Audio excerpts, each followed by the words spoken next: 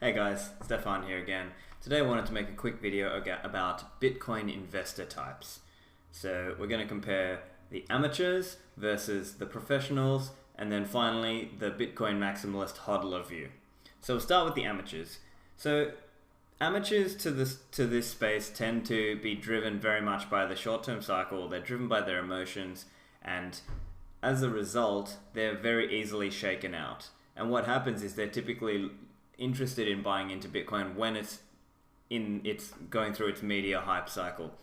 And so what tends to happen is they will buy at a time that's really not the best value, and then because they haven't sort of hardened themselves against the chance of Bitcoin crashing temporarily, they tend to have an effect of sometimes buying high and then selling low, which is obviously from an investment point of view not the right way to go.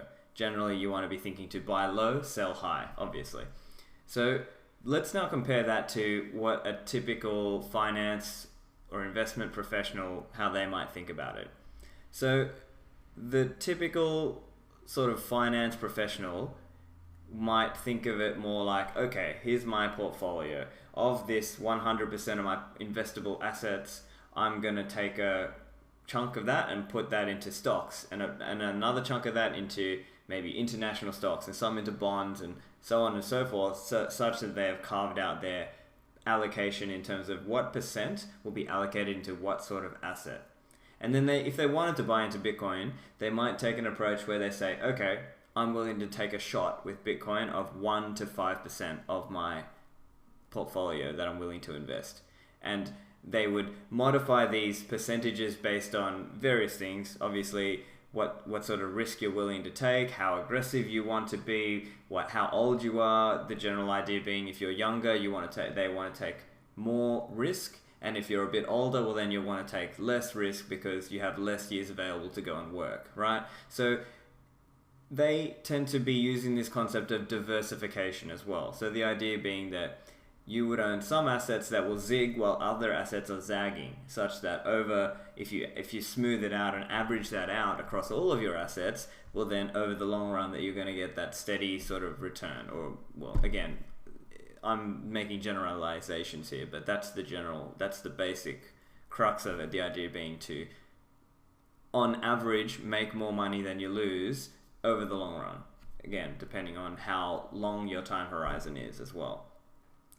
So then the other thing that the traditional finance or investment professional might advise is rebalancing your portfolio. So as an example, let's say you bought some Bitcoin a few years ago, and at that time it was only 5% of your portfolio. Well, after a few years, that might now be well worth a lot more than 5%. So they might then advise, say, selling down a small portion of that and then rebalancing that into your stocks and your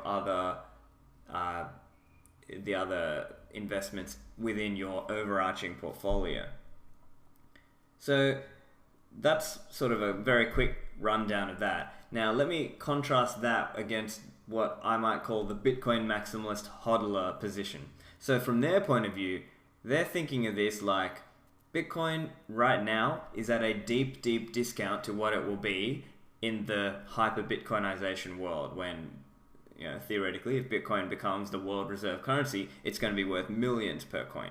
So it's sort of like it's like a bond that matures post hyper Bitcoinization. Think of it like that. So the hodler or the Bitcoin maximalist doesn't care about the short term or the medium term. They don't care about, you know, Bitfinex, Tether, and about this, that, and the other scams that are happening in the crypto world, or whether the regulation is going to come in, because they're taking that really long-term view that suggests that regardless of all this fluff, Bitcoin will someday still be worth millions per coin. So they might have almost an attitude that's more like, wake me up when we're at $1 million. So this attitude it's psychologically harder. You have to show some level of restraint, prudence. You have to have a conviction in your belief, and you have to sort of go on a journey to get to that level. You have to have a basic understanding of the technology, but more importantly, you have to have an appreciation for the monetary economics behind this, and to some extent, the social phenomena and the way that we come to a social consensus. So the advice I would give is you almost have to go through a crash cycle where Bitcoin dramatically crashes and then manage to hold through it. And then over the long run, you'll get to a point where each time it crashes, you've lost a lot of paper money on that Bitcoin, but actually on the whole, you're still dramatically up. And year after year after year, eventually you'll just get to a point where, it doesn't really matter. You're not fazed by it. And if you want to be successful in the Bitcoin investment space, then that's pretty much the approach you need to take. And you have to sort of move towards that level of having a conviction and not easily selling out. So hopefully that helps. Thanks, guys.